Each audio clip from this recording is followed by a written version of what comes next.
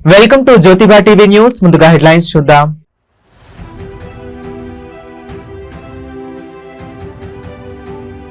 Technology plus ఆధ్యాత్మికత, global లీడర్లు, యువశక్తికి దిశానిర్దేశం చేసిన సీఎం చంద్రబాబు నాయుడు.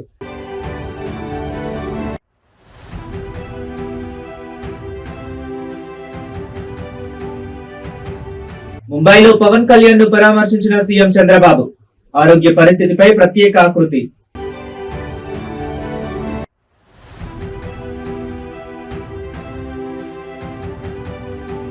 అసెంబ్లీలో ఇరిగేషన్ అవినీతిపై సీఎం రేవంత్ రెడ్డి ఉగ్రరూపం. నాటి కమిటీలు కిలాడీ కమిటీలు అని సంచలన వ్యాఖ్య.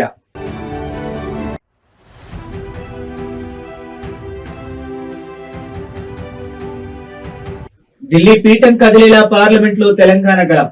నేడు సాయంత్రం ఎంపీలతో సీఎం రేవంత్ రెడ్డి కీలక భేటీ. డీటెయిల్స్ చూస్తే, ముందస్తు విజన్ ఉన్న నాయకత్వం ఒక తరం భవిష్యత్తును ఎలా మారుస్తుందో చెప్పడానికి ఉమ్మడి ఆంధ్రప్రదేశ్ లో ప్రారంభమైన ఐటీ ప్రస్థానమే నిదర్శనం. ప్రపంచ జనాభా దినోత్సవాన్ని పురస్కరించుకుని ఆంధ్రప్రదేశ్ ముఖ్యమంత్రి నారా చంద్రబాబు నాయుడు గారు నేటి యువశక్తికి సాంకేతిక విప్లవానికి ఉన్న బంధాన్ని వివరిస్తూ చేసిన సంచలన వ్యాఖ్యలు సోషల్ మీడియాలో విపరీతంగా ట్రెండ్ అవుతున్నాయి. సాంకేతికతతో పాటు అంతర్గత శక్తిని ఇచ్చే ఆధ్యాత్మికత తోడైతే యువత ప్రపంచాన్ని జయించే శక్తిని సొంతం చేసుకుంటుందని ఆయన పిలుపునిచ్చారు. గత కొన్ని దశాబ్దాల క్రితం భారతదేశంలో కంప్యూటరైజేషన్, ఇన్ఫర్మేషన్ టెక్నాలజీ మరియు మొబైల్ కమ్యూనికేషన్స్ ప్రాథమిక దశలో ఉన్నప్పుడు విజనరీ ఆలోచనతో ఐటీ రంగ అభివృద్ధిని ప్రోత్సహించిన విషయాన్ని సీఎం గుర్తు చేశారు. ఆ సమయంలో టెక్నాలజీని అభివృద్ధి చేస్తుంటే ఎగతాళి చేసిన వారు సైతం నేడు అదే సాంకేతికత దేశ జీడీపీని, ఉపాధి రంగాలను ఎలా నడిపిస్తుందో చూస్తున్నారని పేర్కొన్నారు. మీరు పడ్డ కష్టం భవిష్యత్తు తరాలు గ్లోబల్ లీడర్లుగా ఎదగాలనే లక్ష్యంతో నాడు విమర్శలను భరిస్తూ సాంకేతికతను ప్రోత్సహించడానికి పడ్డ కష్టానికి ప్రతిఫలమే నేడు లక్షలాది మంది యువత ఐటీ రంగం ద్వారా ఉపాధి పొంది దేశ ఆర్థిక అభివృద్ధికి ప్రధాన శక్తిగా నిలవడం. జనాభాలో అత్యధికంగా ఉన్న యువ శక్తిని టెక్నాలజీ మరియు నైతిక విలువలతో సానబెడితే ప్రపంచ వ్యాప్తంగా గ్లోబల్ సెక్టార్ ను భారతీయ యువతే లీడ్ చేస్తుందని ముఖ్యమంత్రి నొక్కి చెప్పారు. నేను ఎప్పుడు కూడా ఒకే మాట చెప్పాను, టెక్నాలజీ కావాలి. I'm the first man. ఇప్పుడు మీరు అందరూ ఉన్నారు. ఒకప్పుడు నన్ను అందరూ ఎగతాళి చేశారు. నేను సెల్ ఫోన్ అంటే నీకు సెల్ ఫోన్ ప్రమోట్ చేస్తావా, పంప్ సెట్ ప్రమోట్ చేస్తావా అంటే కాదు, రెండు కావాలని చెప్పి సెల్ ఫోన్ ప్రమోట్ చేసిన వ్యక్తిని, ఐటీని ప్రమోట్ చేసిన వ్యక్తిని. ఈ రోజు ఐటీ మీరు ఒకటే గుర్తుపెట్టుకోవాలి, ఇష్టానుసారంగా మనం గాని అడిక్ట్ అయిపోతే, వ్యసనంగానైతే చాలా అనర్థాలకు దారితీస్తుంది. రెండోది ఇటీవల గంజాయి. ఆ టెన్షన్ భరించలేక డ్రగ్స్ కు గంజాయికి అలవాటైపోయి తల్లిదండ్రులు చెప్పినా ఇనే పరిస్థితిలో లేరు. అందుకే నేను ప్రమోట్ చేసింది టెక్నాలజీ, స్పిరిచువాలిటీ. నాకంటే కూడా యంగ్స్టర్స్ కి ఎక్కువ అవసరం స్పిరిచువాలిటీ. యోగా చేయాలి, మెడిటేషన్ చేయాలి, ప్రాణాయామం చేయాలి. అప్పుడే మీరు ఫుల్ పొటెన్షియల్ ఉపయోగించుకుని ప్రపంచాన్ని జయించే శక్తి ఈ యువతకు వస్తుంది, తెలుగు జాతికి వస్తుందని చెప్పి కూడా నేను మీకు తెలియజేస్తున్నా. ఆంధ్రప్రదేశ్ ఉప ముఖ్యమంత్రి, జనసేన అధినేత శ్రీ పవన్ కళ్యాణ్ గారికి ముఖ్యమంత్రి శ్రీ నారా చంద్రబాబు నాయుడు గారు ముంబైలో పరామర్శించారు. కుడి భుజానికి విజయవంతంగా శస్త్రచికిత్స చేయించుకుని ముంబైలో విశ్రాంతి తీసుకుంటున్న పవన్ కళ్యాణ్ గారి నివాసానికి వెళ్లిన ముఖ్యమంత్రి ఆయన ఆరోగ్య పరిస్థితిని స్వయంగా అడిగి తెలుసుకున్నారు. గత కొంతకాలంగా కుడి భుజం నొప్పితో బాధపడుతున్న ఉప ముఖ్యమంత్రి పవన్ కళ్యాణ్ గారు ఇటీవల ముంబైలోని ఒక ప్రముఖ ఆసుపత్రిలో శస్త్రచికిత్స చేయించుకున్నారు. ఈ ఆపరేషన్ విజయవంతంగా ముగియడంతో ఆయన ప్రస్తుతం అక్కడ వైద్యుల పర్యవేక్షణలో విశ్రాంతి తీసుకుంటున్నారు. పవన్ కళ్యాణ్ గారు శస్త్రచికిత్స చేయించుకున్న విషయం తెలిసిన వెంటనే ముఖ్యమంత్రి చంద్రబాబు నాయుడు గారు ముంబైకి చేరుకున్నారు. పవన్ కళ్యాణ్ గారిని కలిసి శస్త్రచికిత్స తాలూకా వివరాలను, ఆయన ప్రస్తుత ఆరోగ్య పరిస్థితిని అడిగి తెలుసుకున్నారు. మీరు పడ్డ కష్టం, సుదీర్ఘ రాజకీయ ప్రస్థానంలో ఎడతెరిపి లేని ప్రచారాలు, ప్రజా పర్యటనల వల్ల భుజానికి తీవ్రమైన శ్రమ కలిగిందని, ఈ సర్జరీ తరువాత ఆయన పూర్తి ఆరోగ్యంతో, సరికొత్త ఉత్సాహంతో తిరిగి ప్రజా క్షేత్రంలోకి అడుగు పెట్టాలని ముఖ్యమంత్రి ఆకాంక్షించారు. అలాగే పవన్ కళ్యాణ్ గారికి చికిత్స అందించిన వైద్య బృందంతో మాట్లాడి ఆయన కోలుకునేందుకు పడుతున్న సమయం, తీసుకోవలసిన జాగ్రత్తల గురించి చంద్రబాబు నాయుడు గారు ఆరా తీశారు.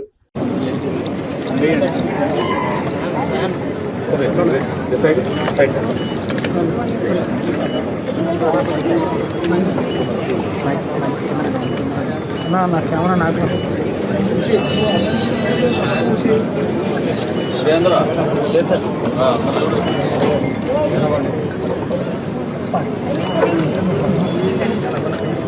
తెలంగాణ రాజకీయాల్లో ప్రాజెక్టుల అవినీతిపై అధికార ప్రతిపక్షాల మధ్య మాటల తూటాలు పేలుతున్నాయి.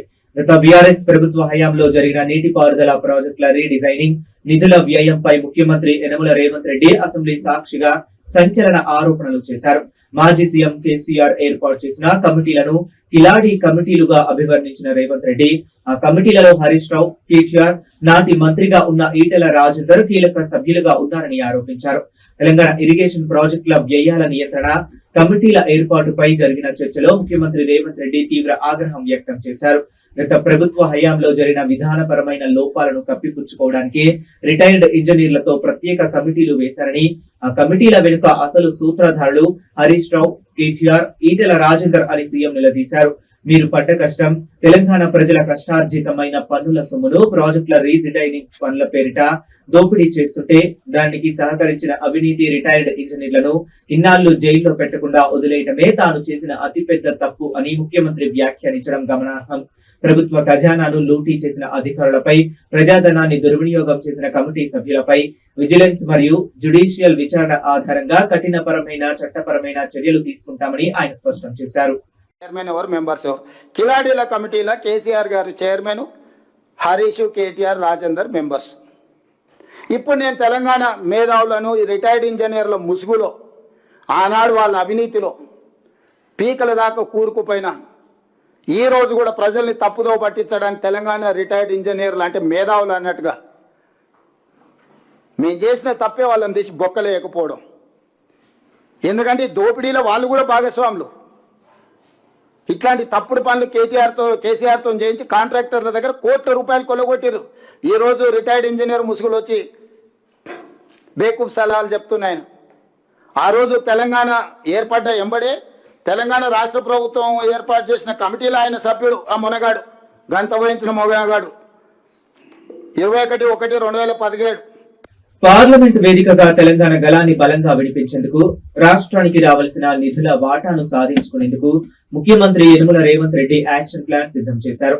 ఈ రోజు సాయంత్రం సరిగ్గా 5 గంటలకు ముఖ్యమంత్రి నివాసంలో తెలంగాణకు చెందిన అధికార పార్టీ ఎంపీలతో సీఎం రేవంత్ రెడ్డి కీలక సమావేశం నిర్వహించనున్నారు.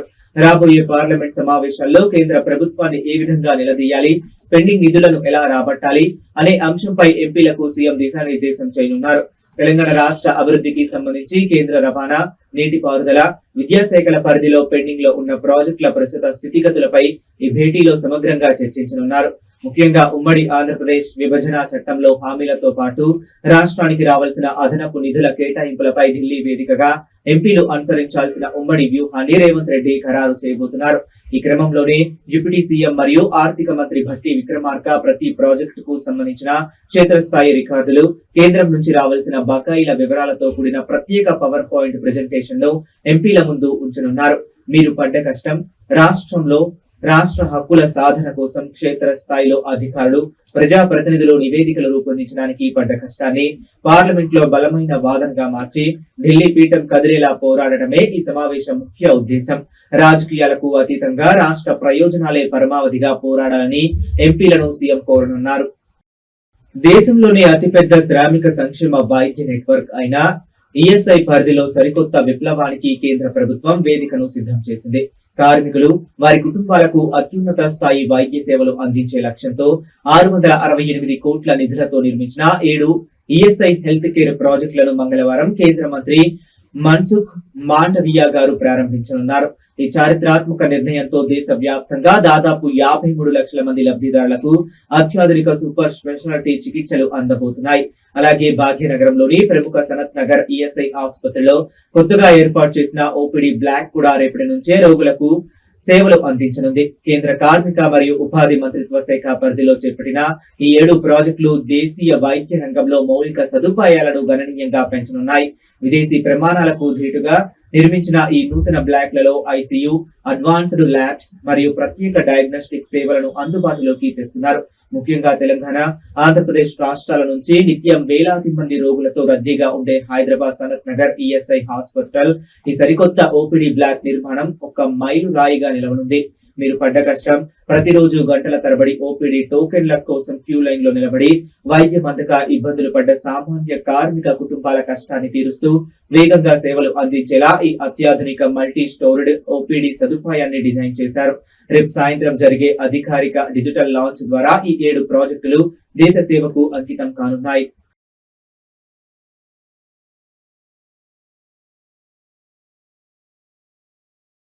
పేద విద్యార్థులకు అండగా నిలవాల్సిన ప్రభుత్వ వసతి గృహాలే నేడు చిన్నాళ్ల పాలిట నరక కూపాలుగా మారుతున్నాయి. పోలవరం జిల్లా గౌరీదేవిపేటలోని ప్రభుత్వ సాంఘిక వసతి గృహంలో మానవత్వాన్ని, విద్యా వ్యవస్థను నిలదీసే అత్యంత అమానుషమైన ఉదాంతం ఒకటి వెలుగులోకి వచ్చింది. వయసుకు మించిన బరువులు మోస్తూ పుస్తకాలు పట్టాల్సిన చేతులతో విద్యార్థులు సిమెంట్, ఇసుక పనులు చేస్తున్నారు. వసతి గృహంలో మౌలిక వస్తువుల కల్పన పేరుతోనో లేక సొంత పనుల కోసమో తెలియదు కానీ వార్డెన్ తన అధికార బలంతో విద్యార్థులను కూలీలుగా మార్చి వెట్టి చాకరీ చేయిస్తున్న దారుణమైన పరిస్థితి అక్కడ నెలకొంది. ప్రభుత్వ సాంఘిక సంక్షేమ వసతి గృహాల్లో విద్యార్థుల విద్యాభివృద్ధికి, మానసిక వికాసం కోసం నిధులు కేటాయిస్తున్నామని ప్రభుత్వాలు చెప్తున్నా క్షేత్రస్థాయిలో కొందరు అధికారులు అక్రమాలకు తెగబడుతున్నారు. గౌరీదేవిపేట హాస్టల్లో వార్డెన్ నిరంకుశ వైఖరి కారణంగా చిన్నారులు క్లాస్ రూముల్లో ఉండాల్సింది పోయి నిర్మాణ సామగ్రి మోస్తూ నలిగిపోతున్నారు. మీరు పడ్డ కష్టం రెక్కాడితే గాని దొక్కాడని స్థితిలో ఉండి తమ పిల్లలైనా చదువుకొని గొప్ప వాళ్ళు కావాలని నమ్మి హాస్టల్లో చేర్పించిన తల్లిదండ్రులు పడుతున్న కష్టం, వారి నమ్మకం నేడు ఈ వార్డెన్ అరాచకం వల్ల నడి రోడ్డున పడింది. ఈ అక్రమ ఉదాంతం బయటికి రావడంతో స్థానిక గిరిజన ప్రజా సంఘాలు మరియు లబ్ధిదారుల కుటుంబాలు తీవ్ర నిరసన వ్యక్తం చేస్తున్నాయి. చదువుకునే పిల్లలతో ఇలాంటి కఠినమైన పనులు చేయించడం చట్టరీత్యా నేరమని, సదరు వార్డెన్ ను తక్షణమే సస్పెండ్ చేసి క్రిమినల్ కేసు నమోదు చేయాలని ఉన్నతాధికారులను డిమాండ్ చేస్తున్నారు.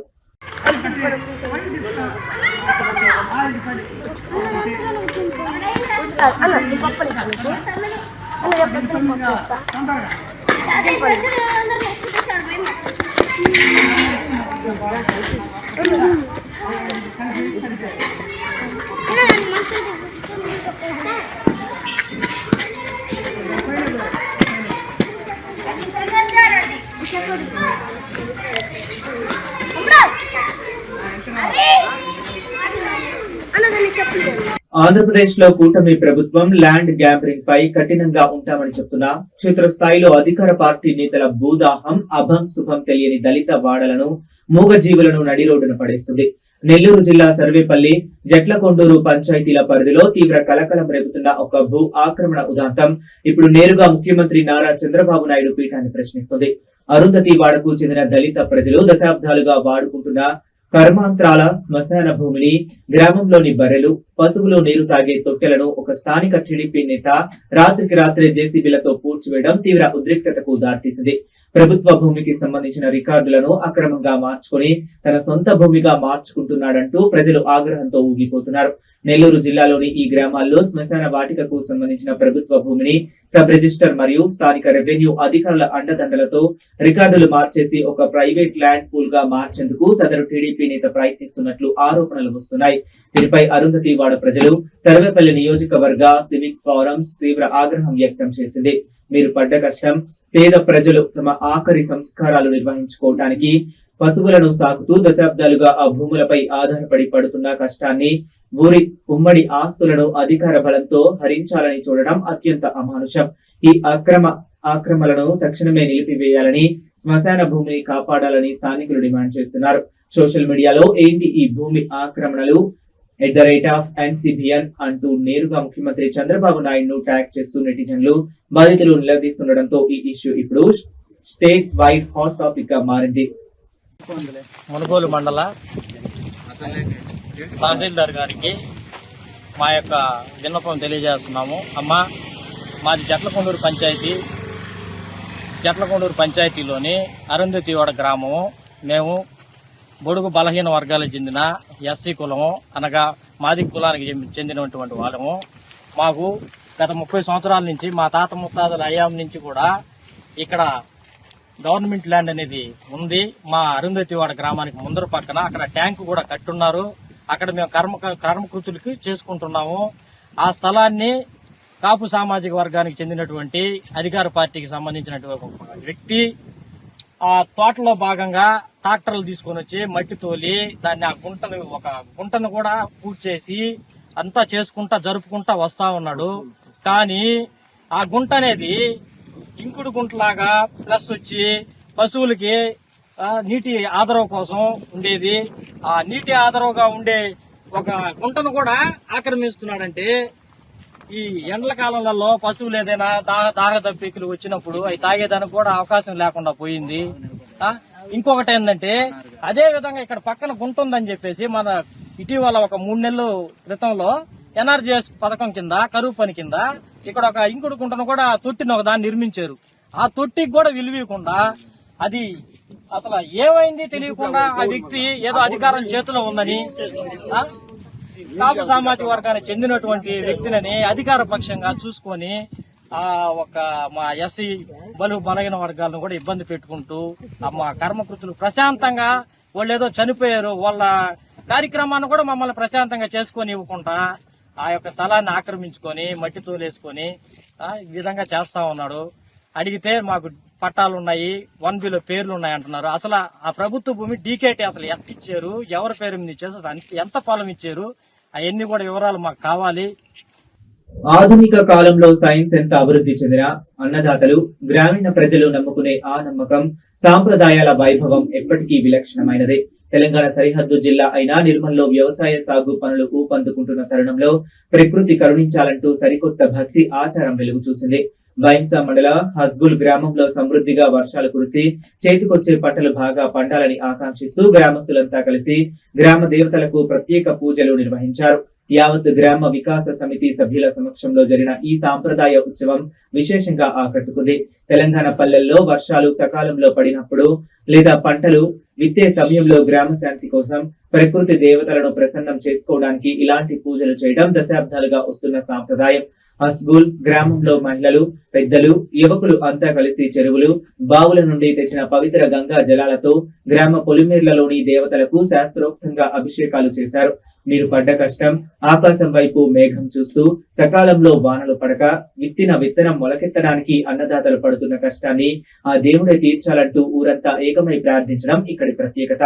ప్రతి ఏడాది ఈ సమయంలో గ్రామ పండుగను నిర్వహించడం తమ పూర్వీకుల నుండి వస్తున్న ఆనవాయితీ అని, దీనివల్ల గ్రామానికి మంచి జరుగుతుందని బీడీసీ ప్రతినిధులు వెల్లడించారు.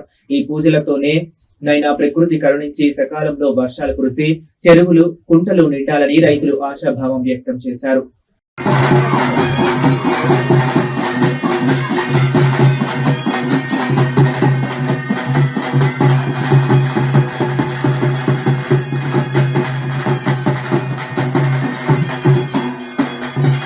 ఖమ్మం నగరపాలక సంస్థ పరిధిలోని కార్మిక నిరసనల సెగ ఒక్కసారిగా రాజుకుంది.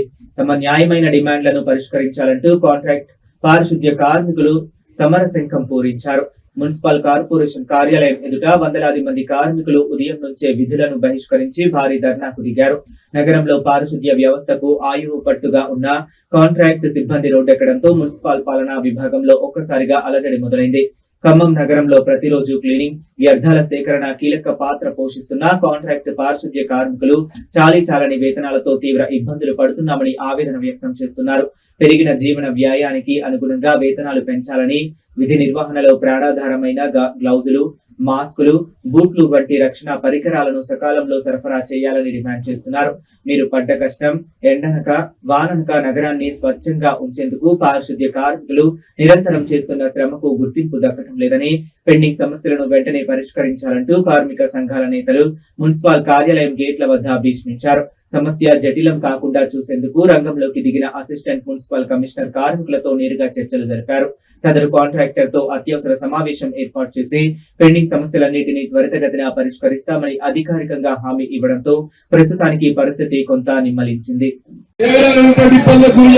కార్మికులు చాలా మంది ఇప్పుడు ఇక్కడే మన నరేంద్ర గారు దండం పెట్టా, దశకాలు పెట్టా, ఇంతవరకు సెలవు ఎట్లా ముస్లిం పండుగ వచ్చినా చేస్తున్నారు, దసరా వచ్చినా చేస్తున్నారు, శివరాత్రి వచ్చినా దగ్గర మనమే ముక్కులు పోయాలి, చర్చిల దగ్గర మనమే పోయాలి, మసీదు దగ్గర మనమే పోయాలి, మన ఇంట్లో మనం చేసుకోవడానికి పండుగ చేసుకోవడానికి. అంతర్జాతీయ సరిహద్దుల్లో మళ్లీ మోగిన యుద్ధ భేరి భారతీయ ఇన్వెస్టర్ల కొంప ముంచుతుంది. అమెరికా, ఇరాన్ దేశాల మధ్య ఒక్కసారిగా దాడులు ఉధృతం కావడం అంతర్జాతీయ ఇంధన రవాణాకు గుండెకాయ లాంటి హార్ముజ్ జలసంధిలో తీవ్ర ఉద్రిక్తతలు తలెత్తడంతో దేశీయ స్టాక్ మార్కెట్లు భారీ క్రాష్ కు గురయ్యాయి. ట్రేడింగ్ ప్రారంభమైన కొద్దిసేపటికే దలాల్ స్ట్రీట్ రక్తసిక్తమైంది. సెన్సెక్స్ 600 పాయింట్లకు పైగా నష్టపోగా నిఫ్టీ ఏకంగా 180 పాయింట్లను కోల్పోయి ఇన్వెస్టర్లను ముంచేసింది. మార్కెట్ పతనంతో పాటు డాలర్తో పోలిస్తే రూపాయి విలువ మరింత దిగజారి 95.87 వద్దకు పడిపోయింది. హార్ముజ్లో సంక్షోభం కారణంగా ముడి చమురు సరఫరా నిలిచిపోతుందనే భయాలు కార్పొరేట్ రంగాన్ని కుదిపేస్తున్నాయి.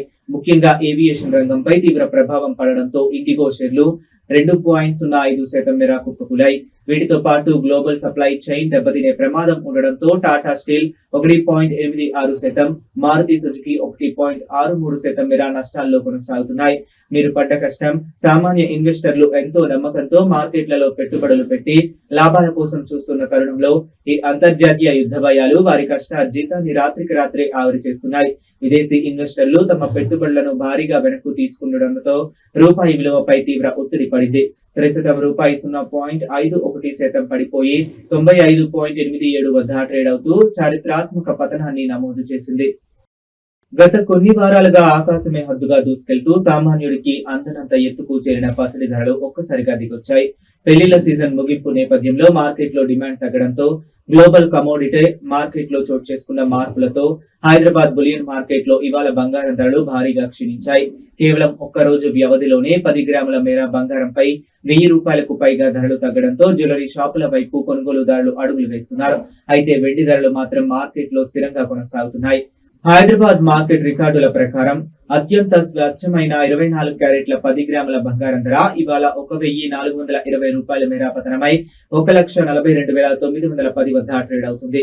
మరోవైపు సాధారణంగా వినియోగదారులు ఆభరణాల తయారీ కోసం కొనుగోలు చేసే 22 క్యారెట్ల 10 గ్రాముల పసిడి ధర కూడా 1,300 పడిపోయి 1,31,000 వద్ద లభిస్తుంది. మీరు పడ్డ కష్టం, కష్టపడి సంపాదించిన సొమ్ముతో ఆడబిడ్డల పెళ్లిళ్ల కోసం, భవిష్యత్తు ఇన్వెస్ట్మెంట్ కోసం బంగారం కొనలేక ఇన్నాళ్లు ఆందోళన చెందిన సామాన్యులకు ఈ ధరల తగ్గుదల పెద్ద ఊరటనిచ్చింది. బంగారం ధరలు తగ్గినా పారిశ్రామిక డిమాండ్ బలంగా ఉండడంతో కేజీ వెండి ధర ఎలాంటి మార్పు లేకుండా 2,40,000 వద్దే పరుగును కొనసాగిస్తుంది. అయితే బులియన్ మార్కెట్ హోల్సేల్ ధరలకు, స్థానిక జ్యువెలరీ మార్కెట్ రిటైల్ ధరలకు నగరాన్ని బట్టి స్వల్ప తేడాలు ఉంటాయని, ఈ ప్రకటించిన రేట్లకు 3% జీఎస్టీ అదనంగా చెల్లించాల్సి ఉంటుందని మార్కెట్ నిపుణులు స్పష్టం చేస్తున్నారు. తెలుగు రాష్ట్రాల్లో ప్రకృతి విలక్షణమైన మలుపు తీసుకుంది. వర్షాకాలం పతాక స్థాయికి చేరాల్సిన జులై మాసంలో మునుపెన్నడూ లేని విధంగా వేసవిని మించిపోయేలా ఎండలు మండిపోతున్నాయి. ఆంధ్రప్రదేశ్, తెలంగాణ వ్యాప్తంగా ఎండ తీవ్రత విపరీతమైన ఉక్కపోతతో హాలాహలం సృష్టిస్తుంది.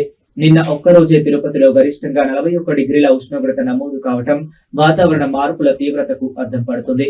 పలు జిల్లాల్లో సాధారణం కంటే అదనంగా వేడి గాలులు వీస్తుండటంతో జనం ఇళ్ల నుంచి బయటకు రావడానికి భయపడుతున్నారు. వాతావరణ శాఖ నివేదికల ప్రకారం కరువుసీమ తిరుపతిలో 41 డిగ్రీలు నమోదు కాగా, జంగమహేశ్వరంలో 40.5 డిగ్రీలు, తీర ప్రాంతమైన బాపట్లలో 40.2 డిగ్రీల గరిష్ట ఉష్ణోగ్రతలు నమోదు జీవనాన్ని అస్తవ్యస్తం చేస్తున్నాయి. తెలంగాణలోనూ దాదాపు ఇదే రకమైన పొడి వాతావరణం, వడగాల్పుల పరిస్థితులు కొనసాగుతున్నాయి. మీరు పడ్డ కష్టం, సాగు పనులు ప్రారంభించిన వానల కోసం ఎదురు చూస్తున్న అన్నదాతలు దినసరి కూలీల ఈ అకాల ఎండల వల్ల, విపరీతమైన చెమటలు పట్టించే ఉక్కపోత వల్ల తీవ్రమైన శారీరక కష్టాన్ని అనుభవిస్తున్నారు. రాబోయే రోజుల్లో వాతావరణంలో పెద్దగా మార్పులు ఉండకపోవచ్చని, ఈ నెల 22వ తేదీ వరకు ఏపీలో ఎండ తీవ్రత ఇలాగే కొనసాగుతుందని ఐఎండీ అధికారులు స్పష్టం చేశారు. అయితే పత్తి లాంటి పంటలకు ఊరటనిచ్చేలా ఈ నెల 3వ వారంలో బంగాళాఖాతంలో ఒక అల్పపీడనం ఏర్పడే అవకాశాలు ఉన్నాయని, అది బలపడితేనే తెలుగు రాష్ట్రాల్లో తిరిగి వర్షాలు కురిసే ఛాన్స్ ఉందని వాతావరణ కేంద్రం వెల్లడించింది. Welcome to TNN news. ముందుగా హెడ్లైన్స్ చూద్దాం. ఇవి ఇప్పటి వరకు ఉన్న అప్డేట్స్. మరిన్ని అప్డేట్స్ కోసం కీప్ వాచింగ్.